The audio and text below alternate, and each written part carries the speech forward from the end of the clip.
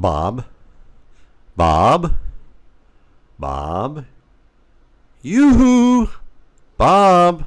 Bob ain't here today. Guys, we're not doing Feel It or Fuck It this week, but we'll do my own version of it as a solo cast. Bob couldn't make it this week. We're giving him the week off, so you're gonna be stuck with me. We're gonna do some news points and give my takes on some of these news points. Also, I'm going to recommend some IDP players for you. Not a whole bunch, but just some guys that stand out in the early, middle, and late rounds for rookie drafts that I think that might be worthwhile for you to consider. And we'll look at some news points right now, talk about the RSP. So the first thing that I see across the news wire is that, there's reports now that obviously Mykell Williams is a favorite of Justin Herbert's. Well, of course, I'm feeling that. I mean, he and Justin Herbert already had rapport. They really didn't have a contested catch receiver in this receiver room last year because of the fact that Williams was gone and Quentin Johnston just really isn't a contested catch guy for the pro game. He was for the college game, but we've gone over his hands, multiple times and what the problems are with tracking the football. Mykell Williams is really good at that. So as long as he's healthy enough to go, the Chargers anticipate that he's going to be a starter. He's going to be their X. He's going to be, and I think that that's going to be a good role for him. He may not be an every week fantasy guy, but he's going to have some good weeks for you. I think he's certainly worthwhile to consider in the later rounds as a veteran. And Justin Herbert said, look, 50-50 balls are not quite 50-50 as we've seen with Mike. If you need a big time play, he's going to go up and make it. And he made a big time play with Russell Wilson in Pittsburgh. I just don't think that, all in all, that was really a fit of what the offense was looking for, even though I think Wilson is a good match for a guy like Williams. And I think Justin Herbert and Williams have good, have that rapport, so I think it's going to work out fine. Next one on the list, let's talk about, Cole Kmet nearing the end in Chicago. This being the final year of his campaign, and whether or not he's someone that would fit in somewhere else in the coming years. And if you have Cole Kmet and you're in a league that has over 30 starters, or not 30 starters, but 30 players on your roster, more like 40 to 50, Cole Kmet's worth keeping.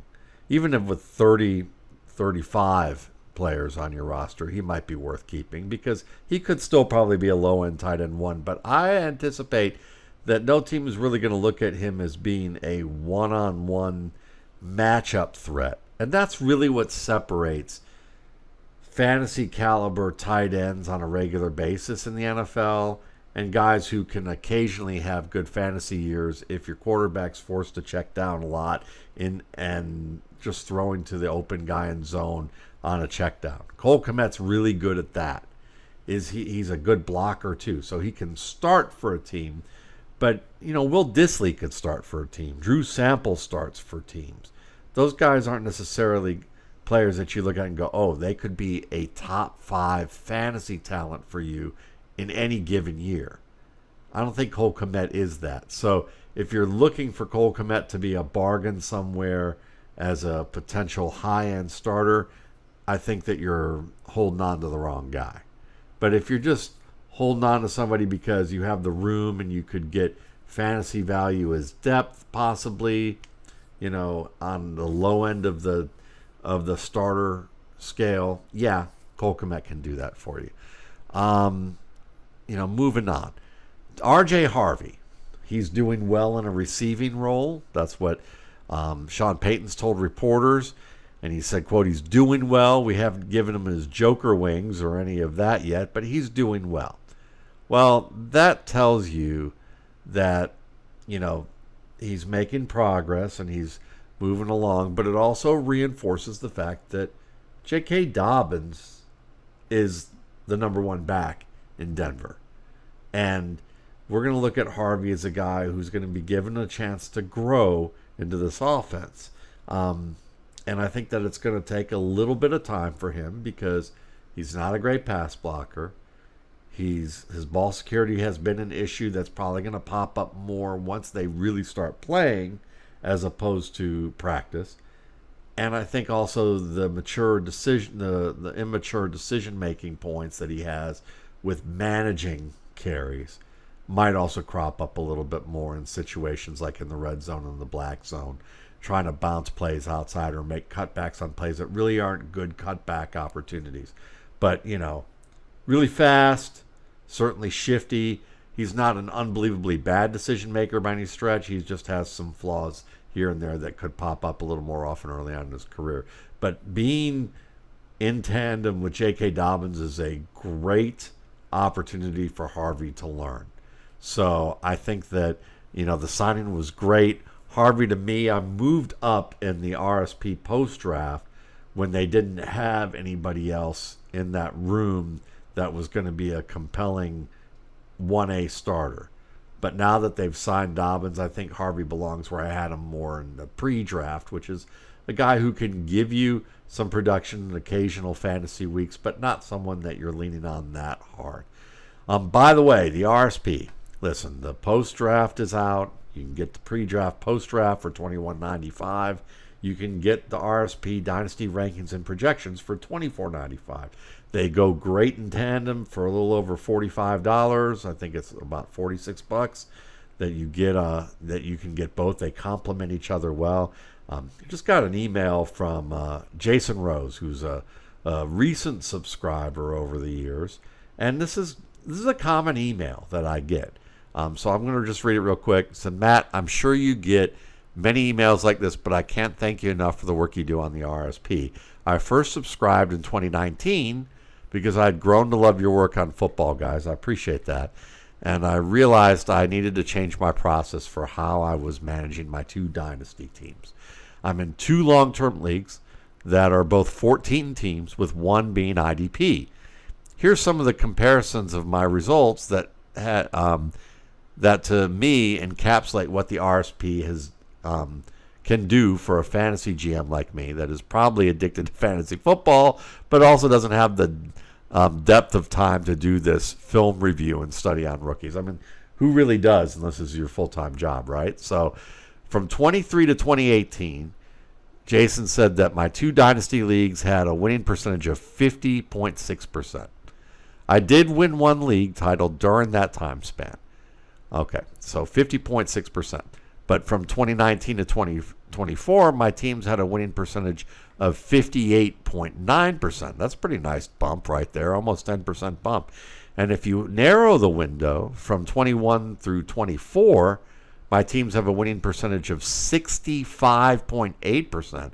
That's pretty damn good. Man, Jason did a great job being able to up his winning percentage like that. And he says, I have 2 championships and finished Super Bowl runner-up twice during the 2021 through 2024 time periods. In summary, my time before the RSP, he jokes, my brain on drugs, was about 50% winning percentage. Time after the RSP, a winning percentage of 59 in 6 years and 66% in the past 4 years. Is this a coincidence or statistical anomaly? A big hell no there. Because of the RSP, I traded for Lamar Jackson after his rookie season and drafted the following players in the 2 leagues: CeeDee Lamb, A.J. Brown, Justin Jefferson, Malik Neighbors, Ladd McConkey, Sam Laporta, Trey McBride, Chris Olave, and Jahmyr Gibbs. This is why my teams are winning, plain and simple. I'm drafting good players that hit, especially when I've had to draft late in the first round. As in point is how I executed the 2025 drafts. I didn't really get a chance to research this year's rookies class as compared to previous years because of work and other things going on. And so I just let you and the RSP do the work. I took Luther Burden at 1.14 and 1.12 in both leagues. And he liked the gut check article last week that I put out on Luther Burden in detail. You can find it at footballguys.com. And that's free if you just sign up for the Football Guys mailing list, which is really worthwhile. I mean, there's so much great content there. And if you're into fantasy football and you're not subscribed to Football Guys, I mean, get on over there with stuff you can find from Bob and Jason Wood, and Bob Henry, Sigmund Bloom, Dave Kluge, Alfredo Brown, Jeff Bell, John Norton and IDP, Aaron Rudnicki and IDP, great stuff. So, he appreciates the rationale provided on players like Burden and Ladd McConkey last year, and just as said he's thankful and grateful for the RSP, and he's going to be subscribing as long as I continue to publish it every year. So you can get the RSP pre-draft, post-draft at mattwaldman.com. If you get the Dynasty rankings and projections, the most recent update was in June, and when you pay for it, you'll get an email at the end of each day. I send emails at the end of each day to new subscribers where they can get the access information. So if you pay for it and then you're trying to download the Dynasty rankings and projections and you're like, I can't find where to get it, I'm going to email that to you at the end of each day. Okay, and if you don't get something within 24 hours, then email me and I'll certainly get to you as quickly as possible, and usually within a couple hours, and get you squared away.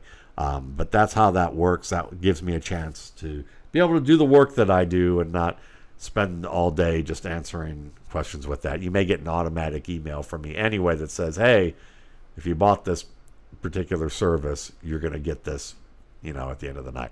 So anyway, there's that. Going back to some of the news points here. All right, this one's a fascinating one to me. Drew Petzing says, that the offensive coordinator for the Cardinals, that Kyler Murray's scrambling ability and ability to create off-schedule plays needs to be utilized more. He thinks these are game-changing plays. He's one of the few people in the league that can do it physically at a high level and create some of those, so we want to make sure we're taking advantage of that.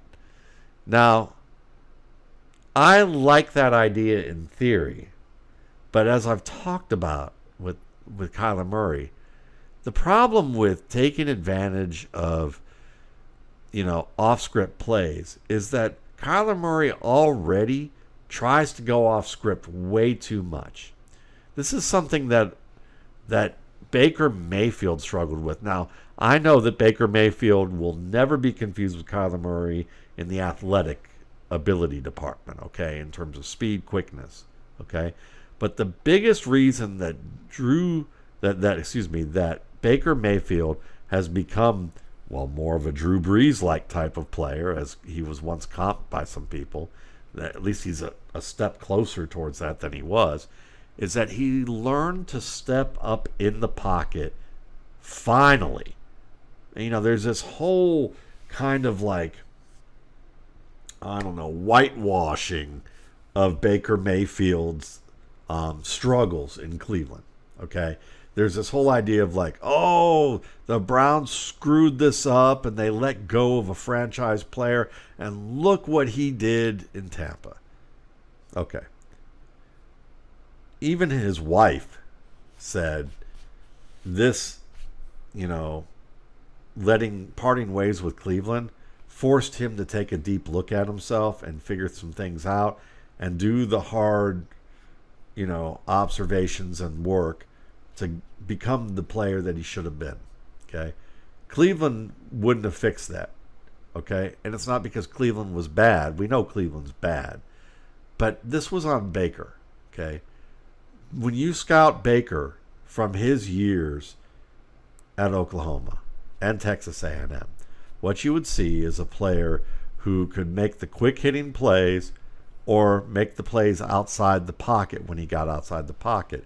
But when opposing defenses were good enough to do what the pros were going to do, like the University of Georgia in the Rose Bowl, when in the first half Baker Mayfield was making good plays and doing a good job of scoring against Georgia's defense, which was playing more zone and not really doing an effective job with their pass pressure. Well, in the second half, his game completely fell apart, and this was so telling of what I had on my scouting report with him that you saw him struggle with in the NFL, which was that once Georgia figured out, let's play man-to-man coverage, force him to make more precise, well-timed throws quicker, and force him to stay in the pocket, and at best, for Baker Mayfield to finish his drop, step up in the pocket and deliver the ball in the middle of the field on time. Baker Mayfield couldn't do it. Even when he was completing passes in the second half of that Rose Bowl game, he was late throw after throw, and he wouldn't step up in the pocket. He tried to spin away. He tried to roll out. He tried to do that in Cleveland over and over again. Rarely did he climb a pocket well. And most of the time he tried to get outside. And once that happens, you've ruined your timing. You've you've basically created more pressure, and you've basically exploited or killed any type of pass blocking advantage from teammates who actually had their man controlled, because you went outside the containment and gave up the good angle that the blocker had, and then you're forcing your receivers to reroute.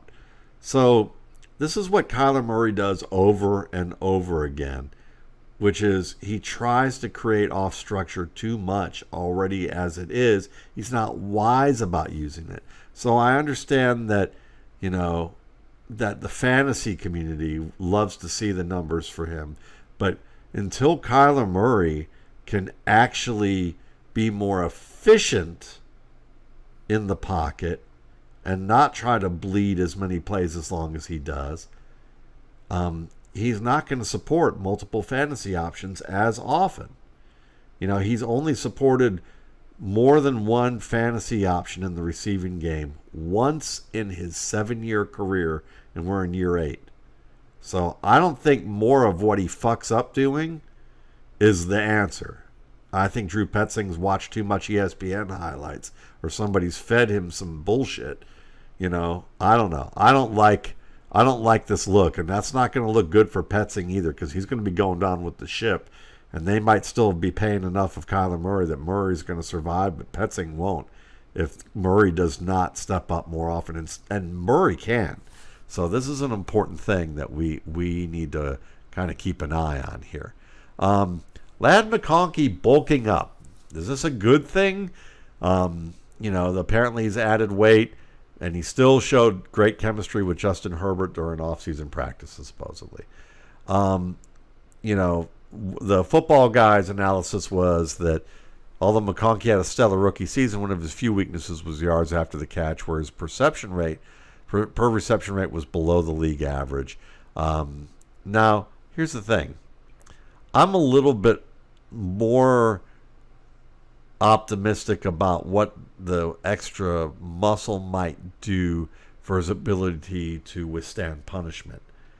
And one of the things that he's got to work on is how he goes down to the ground. I think Brandon Angelo, my podcast partner on Going Deep, brought up that McConkey tends to land a certain way where he gets compacted, like basically hit on the shoulders and compacted inward, and so he ends up with lower body injuries as a result of that can bother him throughout games, and we saw that last season. So I think for McConkey, hopefully the weight he's added is probably in the upper body, in the core area, but more importantly, he's going to have to work on how does he fall? How does he hit the ground? And is he going to be able to do that well to the point that he's not thinking about it? Kind of like how Tua Tagovailoa had to learn how to fall. I think Lad McConkey has to learn how to fall. And so that's probably going to be a bigger key than whether he bulked up or not. Garrett Wilson's talking deal. Apparently started talking about contract extensions with the Jets. And they picked up his 5th-year option for next year. I don't know. If it were me, and I think if it were anybody who wasn't a Jets fan, sorry, New York fans, and I'm glad for you that he's trying to get a contract extension, but I would probably feel like I would want to look elsewhere. And because Garrett Wilson could be a nice young number 1 receiver or a great 1A, 1B type for another team that's has a real shot of contending. Now, the thing is I think Garrett Wilson's probably buying into the idea that he and Justin Fields are going to become a really great 1-2 punch. And if he's right about that, and you love his confidence in the idea of that, then I get it. He wants to stay there, grow with Justin Fields, and see if they can turn the Jets around. So I admire him for that. But I also wonder if that's really the best move, because Fields, while he had a better season last year statistically, we've talked about his decision-making, his processing ability, still not on par with what it needs to be a winning quarterback in the league. And I think that's why he ultimately got benched. Now, the Giants, they're saying Jaxson Dart might see playing time. Russell Wilson's going to be the week 1 starter, but they love the improvement they've seen this offseason from Dart. And now, in the opinion of Network's Ian Rappaport, it seems to be a matter of when, not if, Dart will assume the starting role. I think when, not if, is probably because they don't expect the Giants to be a contender. And I think that's probably realistic. So if the Giants are out of contention, you're going to see Jaxson Dart play. But I think if Brian Daboll wants to keep his job and Joel Shane want to keep their job, they're hoping that Wilson gets them a wild card bid. And I think there's a chance for that to happen. So we'll see how much Daboll is micromanaging the offense, because if they let Wilson freelance a little bit more, it may not lead them to championship caliber football and be a major surprise, but letting Russ do what he does might help them get to the playoffs and might elongate their opportunity, prolong their ability to stay in their jobs and then bring along Dart next year. So that, I think, should be the ultimate hope, though I know there are a lot of Giants fans who are probably like, get the 18-32-1 head coach out of there. I think that's just a little bit more of a the mentality of fans who are tired of seeing losing football and don't really care or haven't thought about the gravity of what's contributed to that losing. And I don't think it is much it's as much about Brian Daboll and Joel Shane as it is about the quarterback that they were saddled with, who's now in Indianapolis. All right. So Travis Kelce. Can Travis Kelce, reprise or revitalize what, his statistical production after last year being a little bit down in the low-end tight end one? Could he be a high-end tight end one this year? And I think the answer is yes. He lost some weight, which is good. Might help him be a little bit lighter on his feet, help him have a little bit more stamina. That could be worthwhile to him. We'll see if the pounding is going to be an issue with him. But I like the idea of Kelce being, in that 800 to 900 yard range and, in that 8 to 10 touchdown range as well, which could put him in the top 5. So Kelce, to me, I think is a bargain finally for the first time since he was an ascending player. So I would take advantage of that. Older tight ends tend to be okay. I mean, if you were an elite tight end like a Tony Gonzalez, a late career Jeremy Shockey, who else? Todd Heap late in his career when healthy, Antonio Gates. These are players that were able to maintain a high level of play, even as some of their athletic ability diminished, because they understood how to play the position and get open in zones and become reliable check down options. And I think Kelce is at the very least going to be that. All right, moving forward. Mykell Wilson looking to improve his yards per catch. He wants to be at 13 to 15 yards per catch. He was at 11.7. Well, I think you look again at Kyler Murray. I think if Mykell Wilson was playing with a quarterback who could climb 1 to 2 steps and throw the ball to the second or third option much more often than he does, Mykell Wilson, instead of being a 600-yard receiver, would probably be an 800 to 900-yard receiver. If Mykell Wilson were, let's see, a good example of that. If he were the number 3 receiver in Tampa, that's an easy example, but still probably a decent one. I think if he were in Cleveland, even with Joe Flacco, that would be a difference. If he were in L.A. as the number 2 instead of Puka Nacua, I think he could be at least an 800, 900-yard receiver, especially opposite Devontae Adams now, or with C.J. Stroud. Anybody who could climb a pocket, Wilson would be better. So I don't think that's all just on him. Let's see. Coaches impressed with Jayden Higgins. He's been impressive during the offseason. They see him making more and more plays, according to D'Amico Ryans. They think that he could be an impact player for them. And listen, when you look at Higgins, he can play outside. You can put him in that flanker role if you want. You can put him in the split end role and put Nico Collins in that flanker role. You can put him in the slot sometimes and play more of a Drake London type of inside-out type of player. You may see all three out of Higgins. He's got quick feet, good size, wins the ball well, can break tackles. When he has a good feel for what he should do at the line of scrimmage, he can get some separation against press coverage. It may take him a little more time in the NFL game right now, but he's certainly someone who can be a T. Higgins type of, or Mykell Williams type of option opposite a true number one like Nico Collins. So Higgins is a nice guy to acquire in dynasty leagues who can give you some upside, in redraft this year most likely. So Malachi Corley, he needs to catch up. He missed some off-season practices. He was a third-round pick and a known excellent yak player, a good yards after the catch player. But I think when you look at Corley, this was an example of a player who just did not really have a good feel with his route tree to become more than just kind of a gadget guy early on. So there's going to need to be a lot of growth out of him to become even like a Wan'Dale Robinson plus type. I say plus because I think he had more available in his game after the catch than even Robinson did, who was pretty darn good at it. But I think that he's someone who, probably just doesn't match that and has some work to do to get there. And we're in year 3. So, or year 2, excuse me. So we'll see. All right. Who else should we look at? Tyjae Spears, poised for a big year. Okay.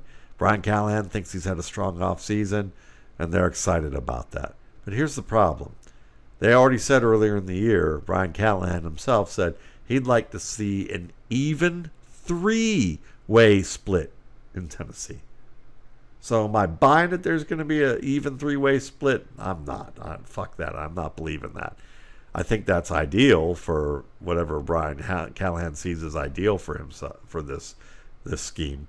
But I think more realistically, we're going to see Spears and Pollard continue to split carries, and I could see an even split with those two guys. But Spears to me is a guy who I think could be a 1,200, 1,300 yard rusher in this league, maybe a 1,500, 1,600 yard player overall if he had the volume. But it may be another year or two before that may even happen. Instant impact for Dante Thornton Jr. He's already become a top target for Geno Smith, according to Levi Edwards. I'm going to say let's slow down a little bit with that. Dante Thornton's fast. He's big enough, strong enough. And yes, will he become a top target relative to the 6 or 7 or 8 guys on a depth chart who are considered part of the passing game? Yes, he'll be among the top 4. That makes him a top target technically. But I think that he's going to be the low percentage target player who I think we'll see whether or not he can hang on to that job and be able to make plays for the Raiders this year once he starts to face defenses that demand things from him that he's not seen as much in practice. So I'm optimistic about him being a contributor. I'm pessimistic about him becoming a weekly fantasy start, and I think so should you. So if you want to draft him late, outside after the 15th round, by all means. But if he's becoming somewhere inside the 15th round to consider, I think you're overpaying for this dude. Let's see. Who else can we figure out? Opportunity for Roman Wilson.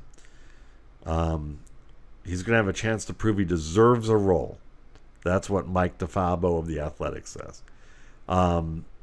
Yeah, I think that there's nothing earth-shattering about that phrase. What that just means is, I mean, does he have an opportunity? Yes. I think that there's a lot of guys who have an opportunity, but right now we're looking at DK Metcalf, Calvin Austin, Pat Freiermuth is probably the three guys that are really going to matter in the Steelers' passing game with, a dose of of Darnell Washington probably too, or of Washington as well. So Wilson could fit in there, and I see Wilson as being a 300 to 500 yard receiver maybe if he performs well. But I don't think we're looking at him as a massive upside player unless injuries happen and he just everything suddenly clicks for him. But I thought he had enough ahead to learn that it might take him a little bit of time here. So let's see if we got anything else that we really want to talk about here. Quick passes for DK Metcalf. Apparently, also DeFabo says he could run more slant routes this year to help protect Aaron Rodgers. That's true. That could happen. Or it could be that Aaron Rodgers and DK Metcalf are going to run more slant routes because DK Metcalf maybe is better in the short game, getting targets across the field early rather than trying to throw jump passes to him all the time. His receiving percentage is not that great in terms of catch percentage, so maybe they want to get the ball to him a little bit earlier and hope that can work out. Now on the other end, DeAndre Hopkins, he's been helping teammates apparently with a lot of advice, which has been helpful. But also we heard Lamar Jackson say, I can't wait to work with Hopkins, and I expect to throw a lot of touchdowns to Hopkins this year. To me, a lot translates to probably to 8 to 12. I think that's realistic for Hopkins because he was always great in the red zone, whether it's one-on-one in the short area or if it's in zone. He's going to be able to make plays in tight windows. That's something that really Jackson is great at in those windows. So even if they don't throw the fades, because you don't see a lot of that anymore, you are going to see back shoulders, on a line. You're going to see low throws. You're going to see Hopkins, who really has never needed to get massive separation to win. I think he's going to be a favorite in that red zone area. I mean, likely someone that's there. And I know it's funny because, I'm looking at the comments from football guys with Zay Flowers, Rashad Bateman, Mark Andrews, and Isaiah Likely, all projected ahead of him in the pecking order. It's hard to expect much from the 33-year-old Hopkins. I would say that's a nice way of looking at it compared to what he did in Kansas City. How come he didn't emerge with the Chiefs? But I think the Chiefs, it was a mid-season kind of addition. So I don't think that that's really a fair way to look at it. I think Hopkins from training camp here, I would say that Zay Flowers is not going to get those types of passes I described that Hopkins will. Rashad Bateman isn't going to get those types of plays either, likely.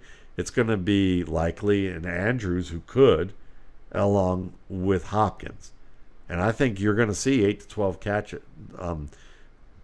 8 to 12 touchdowns from Hopkins. I think Hopkins is going to give you 600 to 800 yards and 8 to 12 touchdowns, and he's going to wind up being a fantasy play, a worthwhile fantasy play at 33 years old. I'll take that bet with from this standpoint. So yeah. So and look at this. Joe Mixon may not be ready to start for camp. Lo and behold, why do you think they picked Nick Chubb up? I think this is why. They said he should be ready at some point to participate, although it may not be the first day or so of practice. I don't know. I would say at some point to me means it could be the first day or so. It could be the last week or so. But we don't know yet. So I would, again, I wouldn't be overly optimistic about Joe Mixon playing the entire season. I would say Nick Chubb might be a sneaky play to just, if you can get him outside the 12th round, take a shot. Why not? See if he still has it. So that's that. Let's talk a little bit about IDP players. Okay. Some of this that I've got is from me watching these players in the past. Some of this is talking with my buddy Dan Hatman at the Scouting Academy and my buddy Alex Hanowitz, who works with him. They've kind of watched some film together looking at some of these players, and they felt like this was a really rich defensive end class. Not so strong at linebacker, but really rich at defensive end, and that there are a lot of guys who had the potential to develop into strong players if they weren't already in the first place. And the guys they specifically liked, and after looking at them, I understood why they felt that way. I've been drafting 3 of these players on a pretty regular basis when I see them, and then 1 defensive tackle who could give you high-end sack stats, okay, down the line. The first guy is Mykell Williams, the defensive end for the San Francisco 49ers, who's already gotten praise from Trent Williams saying that this guy could be a superstar in the league. Mykell Williams was a 5-star recruit at Georgia. This is a guy I remember looking at just in high school and adding him in Devy leagues where I could get a freshman. Really strong hands, really good understanding of how to play inside. Play inside out. He wasn't asked a lot to be the edge rusher to bend around the corner, but he has that ability, and he can continue to develop that ability. And starting out with, Bosa on the opposite side of him, Mykell Williams could have a good year this year and could also just continue to develop because of the fact that this is such a strong defense, and he has at least a role model to work with in terms of what to expect in the NFL to do there. So I've been looking at Mykell Williams as like a 3rd or 4th round pick in IDP leagues where I can get him in that range. In a recent draft, Football Guys IDP Dynasty League, I took him at the top half of the 3rd round. Okay, I picked Colston Loveland, and this was a 1.5 PPR tight end league. I took him at 1.04 because I had pretty rich group of receivers. I have Travis Kelce, and I know that that's ending, and I need another strong tight end prospect. So I went for that, and I didn't have a 2nd round pick this year, so I picked Mykell Williams up. Now after that, there's Mike Green, the Marshall defensive end, who also was at another school before he got, I believe he was at Marshall. Yeah, he was at Marshall, and then before that he left a school because of sexual assault rumors. Like, I think he either had charges or there's investigations, but he never, if they had charges, they were either dropped or they never brought charges. I think it was that they never brought charges. But you look at it, twice he got into trouble or was looked into for sexual assault issues. So certainly if you're someone who is and everybody has their personal choices about this stuff. If you're the type that says, I just don't want to draft anybody because I think somehow I'm rewarding them by drafting them, which you're not, but if you just feel like you don't want to have somebody on your team who's suspected of this stuff, that's fine. The same way that if someone says, well, they weren't charged, they weren't guilty of these charges, so I'm not really worried about that, and I'm not really rewarding anybody anywhere. The NFL is giving this guy a contract, and if the justice system had something on him, they would do something about it, or at least you would hope they would. If that's your attitude, that's fine too. What I know is that Mike Green's got tools. He's got a good motor. The Baltimore Ravens need some youth at defensive end. They've got a really good all-around defensive tackle and Justin Madubuike, who can occupy a couple of defenders and that gets one-on-one on the outside. I mean, look, think about the fact that they have a 34-year-old defensive end in, who am I thinking about? Kyle Van Noy. Kyle Van Noy last year, when you look at what he was able to do, I mean, he had a strong season last year at 33 years of age last year. And you're looking at, 12 sacks last year. That was his career high. He had his career high last year for the Ravens. Now, Van Noy was a player my buddy Ryan Riddle always liked because he was a creative type of player, but didn't fit really Detroit early on. Played well for the Patriots when they used him, though he was really more of a 4 to 6 sack a year guy. And then last year he had 9. 2 years ago he had 9 sacks, and this year he had 12. So if Kyle Van Noy can be a 12-sack player, Mike Green, look at what you're going to get from a fresh guy like that. The other guy that they liked, and I've watched him and I understood, was Shemar Stewart. And I know when we look at the news, the Bengals have not done a great job with their contract situation with him and trying to make him abide by some things that really make no sense. And so he went to camp and he left camp. He bashed the team. There's talk from some people who, I think Minnesota homer Thor Nystrom was talking about how maybe they should trade for Minnesota. And I love how beat writers this time of year listen to a guy who's an analyst and go, possible trade.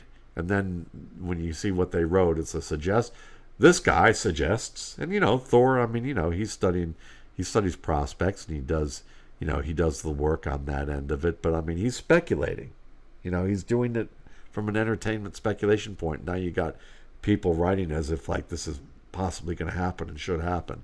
Then there's talk that he might go back to school, and there's a chance he could go back to school, but it's a really slim one, and he'd have to jump through some hoops to really be able to do that. I think they're going to get this straightened out eventually, or he's going to get traded to another team. Maybe I could see how Thor might be right about that, even if it's not the Vikings.